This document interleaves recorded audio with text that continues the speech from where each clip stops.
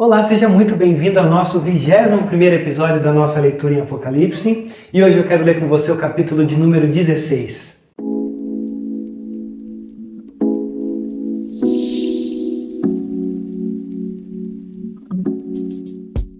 A gente olha o capítulo 16, na verdade nós entramos na parte final de Apocalipse. Aqui vai fechar um ciclo muito importante. Até porque, eu não sei se você já teve um sentimento, certamente sim, de que às vezes a tua oração ela não é respondida. Na verdade, a oração talvez a gente poderia dizer que ela acontece quando a gente olha ou passa por algumas coisas e que isso de alguma maneira caminha numa desordem de como as coisas deveriam ser. Talvez essa é a razão pela qual nós oramos. Nós nos encontramos em algumas situações em que a gente olha e diz, Senhor, não era para ser assim. Então a minha oração é para que o Senhor mude essa circunstância, que o Senhor transforme essa circunstância numa coisa mais vivível.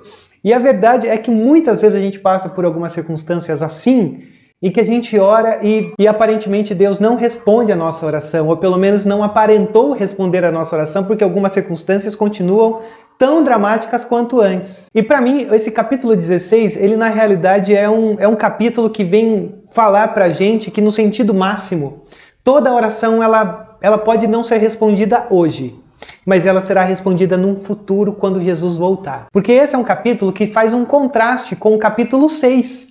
E o capítulo 6 é quando você tem os santos clamando diante do altar do Senhor, dizendo, até quando, Senhor? Até quando a injustiça vai prevalecer? E essa é uma oração. E na realidade, para mim, todas as orações, elas se encontram nesse clamor celestial, onde os santos estão dizendo, Senhor, até quando? Porque toda oração é uma forma de pedir justiça por uma injustiça, de pedir justiça por aquilo que está em desordem.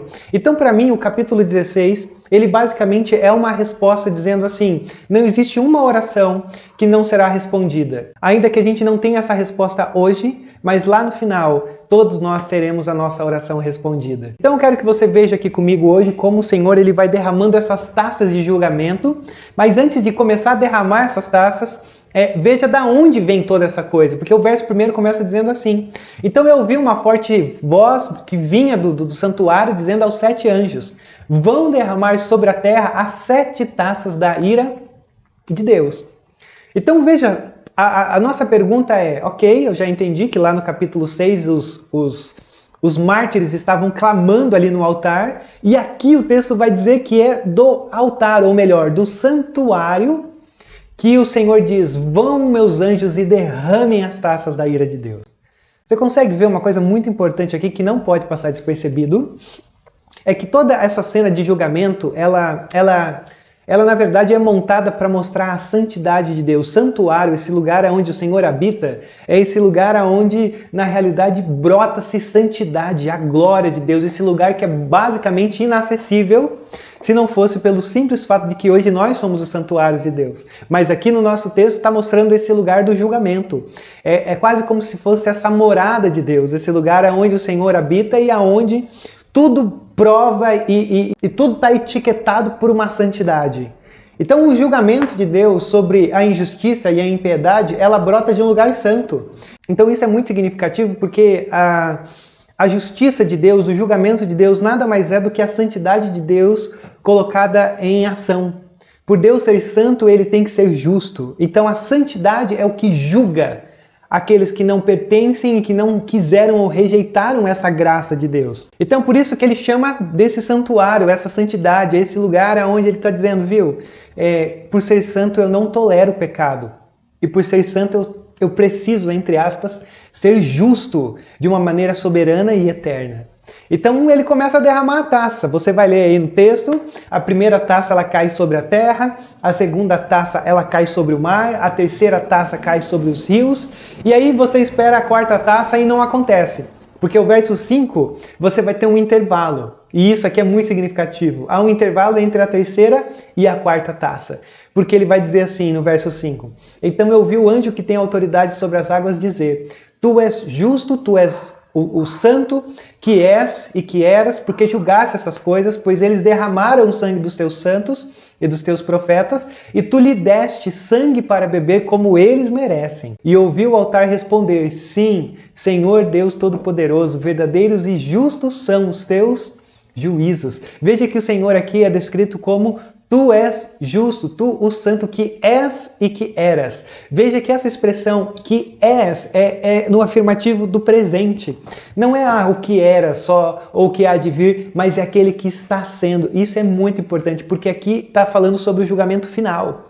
Então aqui o Senhor se faz presente, embora isso seja automático, já a gente imaginar que o Senhor julgando, ele está presente, mas o texto está dizendo assim, o futuro está aqui, Deus já está derramando essas taças já estão acontecendo ao longo dessa jornada, mas haverá um dia final, e a grande questão nesse intervalo desse verso é, ainda que o mundo esteja desmoronando e os ímpios, né, aqueles que têm a marca da besta, estão derramando e bebendo do cálice da ira de Deus, nós estamos cantando, nós estamos adorando ao Senhor Santo e Justo. Então veja que a temática dessa canção é: chegou o grande dia do julgamento do Senhor, onde Ele vai retribuir cada um conforme a sua obra. Porque o texto diz, já que eles derramaram sangue, agora eles terão o seu sangue derramado. Isso aqui é assustador, mas mais uma vez só mostra que Deus é santo e Deus é justo. Então não se brinca com quem Deus é, achando que no final das contas você pode ter vivido uma vida completamente ímpia, onde o Senhor não fez parte de nada, mas aí você vai pensar talvez que lá no final o Senhor vai olhar para você e dizer, não, Rodrigo, fique tranquilo porque não tem problema, pode entrar. Não, Deus é justo e Deus retribuirá cada um segundo a sua obra. O que nos afasta e o que nos motiva a cantar sobre graça e não entrar em desespero pelo juízo é porque a nossa obra é confiar em Cristo Jesus como nosso Senhor e Salvador. Agora, aqueles que não confiam serão julgados pela sua obra. Então a gente pode dizer assim, nós somos julgados pela obra de Cristo por nós. E graças a Deus por isso, porque se fôssemos julgados por quem somos, todos nós também seríamos os condenados que beberiam desse cálice da ira de Deus. Só que aí então ele volta, ele termina o intervalo e ele volta para a quarta taça, onde ele fala, ó, o sol começou a queimar todo mundo. E assim, o que é mais terrível, além da gente muitas vezes tentar entender o que essas imagens aqui estão montando, é que o texto sempre vai dizendo que apesar de todos esses julgamentos ao longo da história, de todas essas tensões, que aliás você já deve ter percebido que todos esses ciclos de 7 geralmente estão relacionados ao livro de Êxodo, das pragas do Egito, que era para mostrar a glória do Senhor a todo o Egito, e aqui é a mesma coisa. Todas essas taças de ira de Deus, elas estão sendo derramadas para que o povo reconheça o Senhor. Contudo, o texto termina dizendo no verso 9 que eles se recusaram a se arrepender e glorificá-lo. Então veja que todas essas taças, esses julgamentos, eles estão acontecendo e ao invés disso quebrantar o coração dos homens, isso endurece ainda mais o coração dos homens. E é por isso que o Senhor está usando essas catástrofes, usando todos esses movimentos de dor, de drama, de tristeza, para trazer aqueles que precisam reconhecê-lo como Senhor e Salvador. Então aqui você vai ver que é um julgamento meio natural. É um julgamento onde o Senhor vai fazendo ou trazendo essas pinceladas de cálices de ira ao longo da história. Só que quando você olha para a quinta taça é diferente, porque a quinta taça vai falar sobre Deus derramando a sua ira sobre o trono da besta, e aí o trono da besta é onde você tem essas pessoas aqui que eram seguidores da besta, os marcados pela besta, e o texto vai dizer assim no verso 10, o quinto anjo derramou a sua taça sobre o trono da besta, cujo reino ficou em trevas, e de tanta agonia os homens mordiam a própria língua, e blasfemavam contra o Deus do céu, por causa das dores e das suas feridas, contudo recusaram-se a arrepender-se das obras que haviam praticado. Mais uma vez o texto vai dizer, eles não reconhecem, eles sofrem, eles podem perceber a mão do Senhor tentando os trazer para ele, mas eles se recusam, assim como o faraó se recusou. Então é um paralelo muito significativo ler Êxodo e ler todos esses sinais do fim dos tempos, porque é a mesma temática. É o Senhor mostrando graça, é o Senhor usando o sofrimento, a agonia, a destruição, é mostrando como esse mundo está se desintegrando, mas ainda assim eles não conseguem reconhecer o caráter de Deus, Por quê? Porque os seus corações estão marcados pelo ritmo da besta. Seus corações estão marcados, suas testas estão marcadas pelo sinal da besta. Ou seja, eles não querem o Senhor. E aí então acontece a sexta taça. Então o texto vai dizer assim: o sexto anjo derramou a sua taça sobre o grande rio Eufrates e secaram-se as águas para que fosse preparado o caminho para os reis que vêm do Oriente. E aqui o que está acontecendo é o seguinte: é uma preparação para o grande embate do Armagedon. Esse lugar onde nós conhecemos como Armagedon, ou essa batalha cósmica, essa coisa onde Satanás com os seus súditos e o Senhor contra os seus súditos entrarão numa batalha. Só que tem um detalhe muito importante que já eu vou te mostrar, porque agora o texto então vai entrar para falar sobre isso. Olha só o verso 13. Então eu vi saírem da boca do dragão, da boca da besta e da boca do falso profeta, a trindade maligna, 3 espíritos imundos semelhantes a rãs. São espíritos de demônios que realizam sinais miraculosos, e eles vão aos reis de todo o mundo a fim de reuni-los para a batalha do grande dia do Deus Todo-Poderoso. Veja então que no meio de todos esses sinais, esses cálices sendo derramados, o sofrimento, a angústia, a dor no meio da história, a trindade satânica se reúne e começa a mobilizar os seus seguidores para lutar contra o Senhor e a sua igreja no fim dos tempos. E é aqui que a gente tem esse primeiro insight, vamos assim dizer, da batalha do Armagedon, ou pelo menos a tensão do Armagedon. Então veja que a gente já experimenta essa batalha, a gente já experimenta essa trindade satânica contra a igreja, com os seus súditos blasfemando o nome do Senhor, blasfemando o nome da igreja. Então no meio de tudo isso é curioso porque existe uma batalha final, e ao invés da gente tentar descrever ou entender essa batalha, existe um outro intervalo aqui, que o Senhor diz o que no verso 15? Eis que vem como ladrão. Feliz aquele que permanece vigilante e conserva consigo as suas vestes, para que não ande nu e não seja vista a sua vergonha. Veja que o Senhor está dizendo o seguinte: é um tempo muito dolorido, é um tempo muito difícil, e há uma exortação aqui logo em seguida dizendo: não pense que é brincadeira, porque essa batalha é muito séria, e ao mesmo tempo em que ela é muito séria, você tem que entender que assim, você tem que permanecer firme sabendo que o Senhor está prestes a voltar. Porque se você tirar o teu olhar da volta do Senhor, do julgamento do Senhor, você vai perder o teu coração. Então cuidado para não perder as tuas vestes. Cuidado para não expor a sua nudez, mas pelo contrário.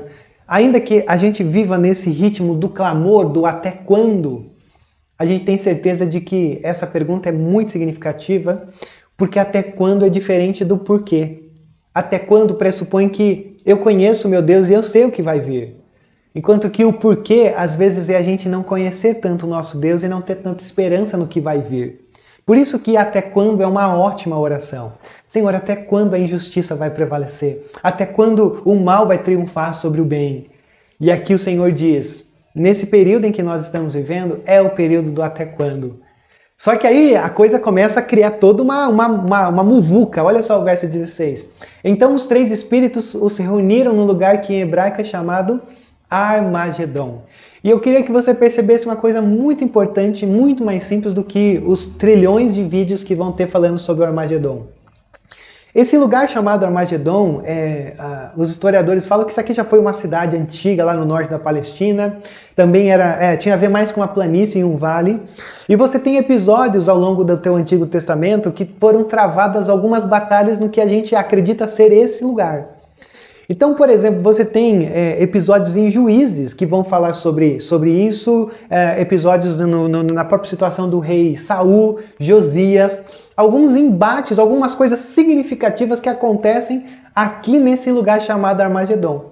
E isso é importante para mim e para você, porque esse lugar, mais do que criar uma mística em torno dele, mas ele tem esse significado de uma batalha final entre o Senhor e Satanás. Só que o grande problema da gente olhar para essa batalha e ficar imaginando um monte de coisa é que assim, quando está tudo formado para acontecer essa batalha, a 7ª taça é derramada. E aí surge do santuário uma voz dizendo, está feito. E aí a gente entrou no final da história. Então olha só, existe toda essa dinâmica desses 2 reinos, né? O reino de Deus e o império de Satanás, entrando nessa batalha cósmica, e aí quando parece que a coisa vai virar uma batalha final, o texto diz assim no verso 18: houve então relâmpagos, vozes, trovões e um forte terremoto. Nunca havia ocorrido um terremoto tão forte como esse desde que o homem existe sobre a terra.